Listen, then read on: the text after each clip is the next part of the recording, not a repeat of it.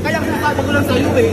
Baka may ibang natagalit. Dalawang babae ay walang gustong magpatalo sa loob ng basketball court dahil maraming pupugi noon, kaya ganito ang nangyari. Ayaw magpaawat. Panoorin.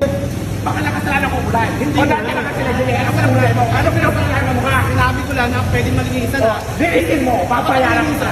Ako, wala kang bili nga eh. Bakla ang business. Baka ang kapatid natin na pinag-sumahin pa rin.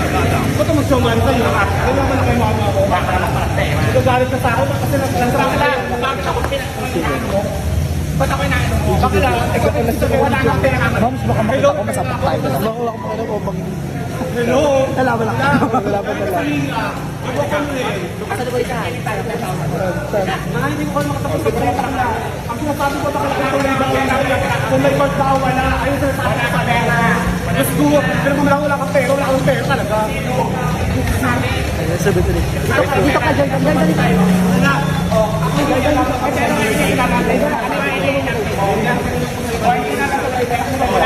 Sabi ko, diba? Kaya kung